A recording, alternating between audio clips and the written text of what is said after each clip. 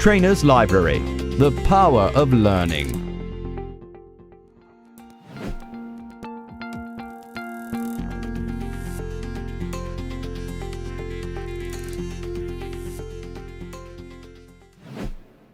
Some years ago, I visited Croatia and its beautiful nature.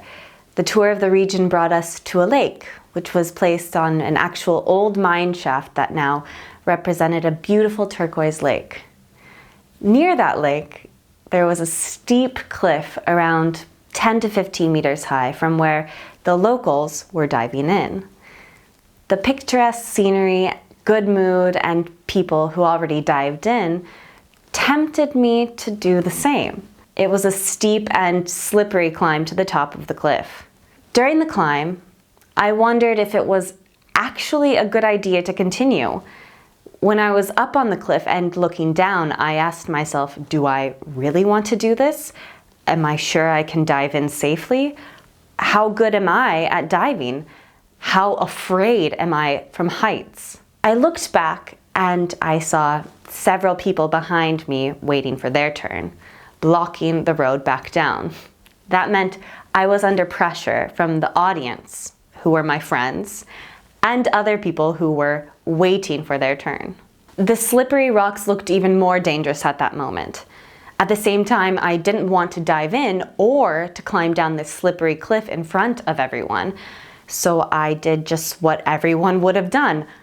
I panicked. I was blocked for a fair amount of time. Trainer's Library, the power of learning. The comfort zone is where we feel safe, in control of the situation. We do things with ease and we are in a mode of an autopilot. We feel confident in our abilities and we can predict what is going to happen. We are calm and centered, and very often we multitask with other things. Just like while driving a car, we are paying attention to the road signs, having a conversation with our friends in the car, and we are listening to music. The stretch zone is just outside of our comfort zone. In this zone are the things that we want to do, and we think we can do them, but we don't know exactly how, because we have never done anything like that before, or we are just not good at it. In the stretch zone, we have some understanding of how things work. We can foresee some of the future. However, we feel it is not enough and it requires much more focus and effort in order to do it. Imagine how you felt when you were learning for the first time how to drive a car.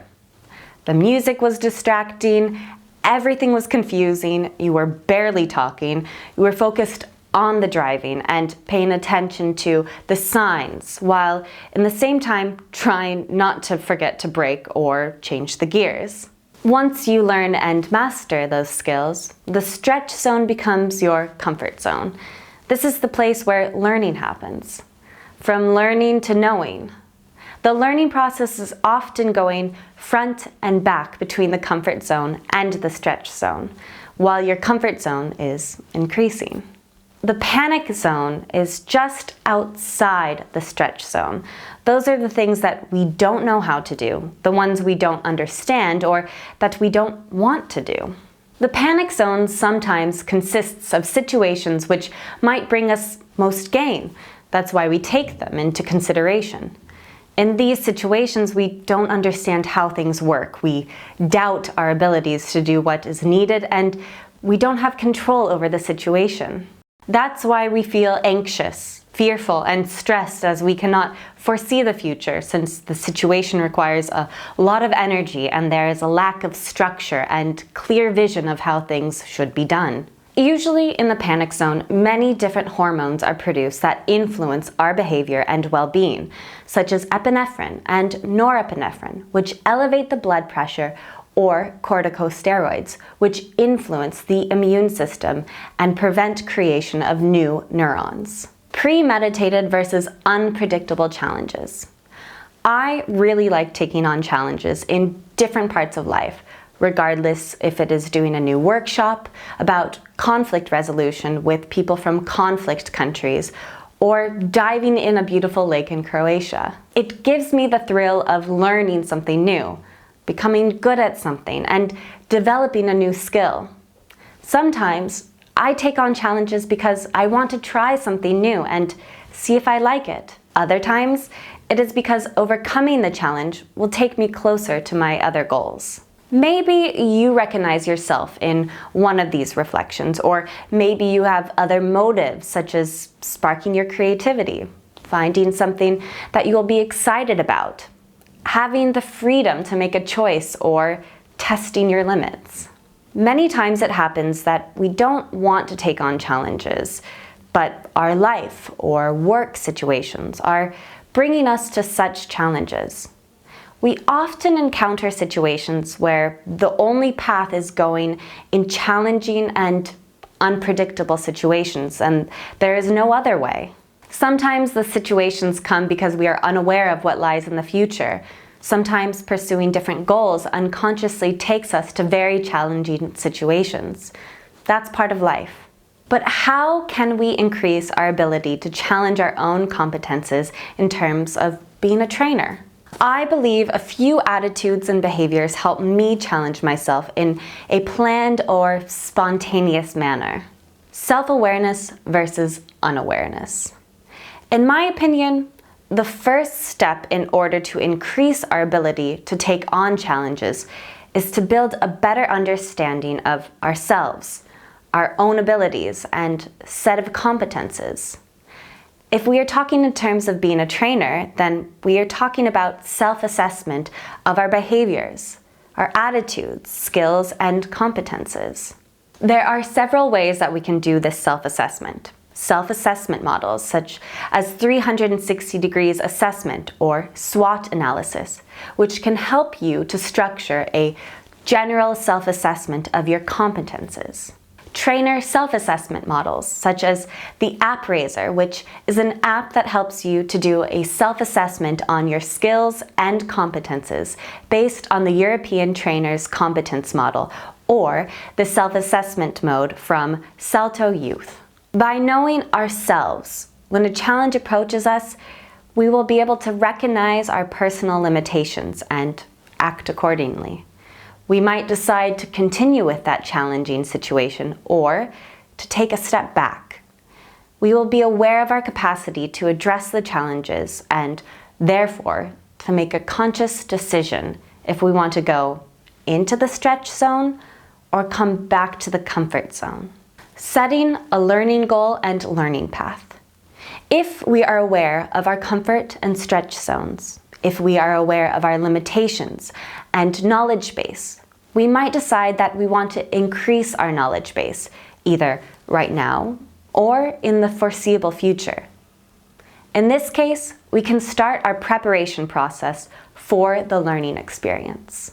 There is a famous saying, luck is when preparation meets opportunity.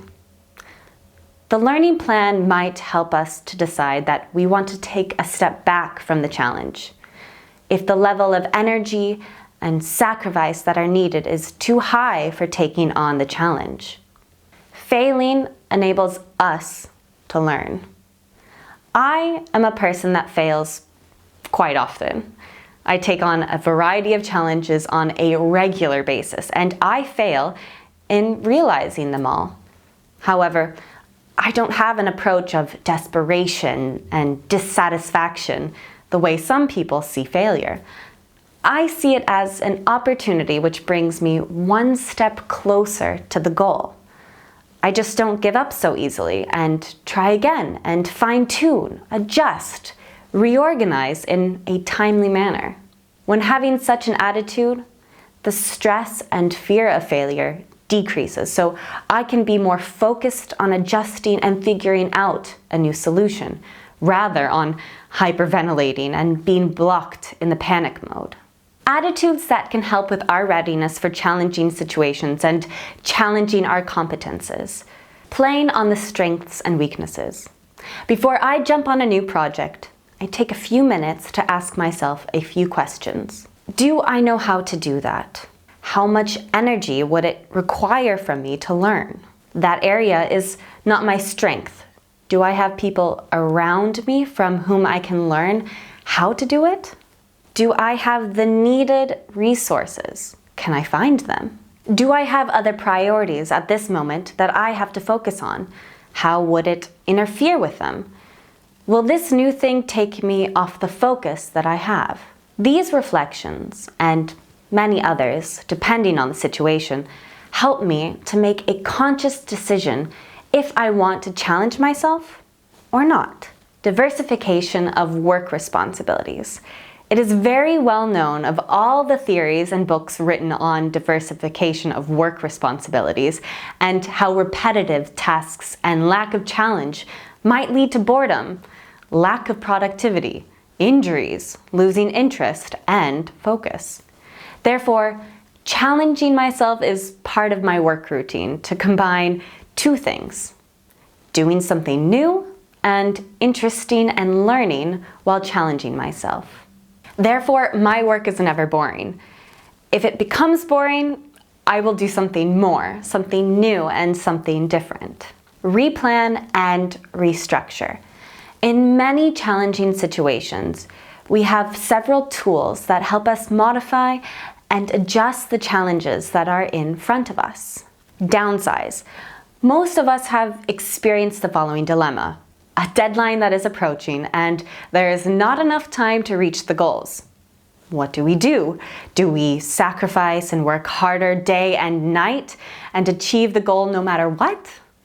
Well, that will leave a mark on our health, energy, and composure. It's better to make sure that you downsize and reach the new goals than improvise, sacrifice, and burn out. Reschedule. When planning, always leave time for unpredictable situations, whatever they might be. Even if it means that you will have time left on the end, you can use that time to rest and replenish yourself, which is crucial. Tight planning hinders flexibility. Having the possibility to reschedule also relieves the stress and pressure that if something goes wrong, there is still time for corrective actions and moving back to the comfort zone. Delegate. In case you are not able to overcome the challenges yourself, or you realize that you won't be able to deal with it on time, it is better to timely delegate while there are still options. Outsource part of the challenge. When we take on challenges, we expect that everything will be done by ourselves, our team, or our partners. Outsourcing one part of the tasks, the most time-consuming, on the ones that are outside your comfort zone, might just be the solution you need. Act on time. Often we find ourselves in indecisiveness. It seems like there is no good option. I will be late with the deadline, and I'm aware that it will take so much sacrifice to finish it, yet I continue and do nothing about it. I do not ask for help, I do not outsource, I don't delegate. I contemplate and I wait until it's too late and there are no options. It is better to take corrective actions early, and it takes confidence to do it. There are probably many other attitudes since they are mostly individual and they don't work in all situations. These, but other attitudes also, can enable us to increase our capacity and readiness to take on new challenges and to challenge our abilities. How does this relate to being a trainer?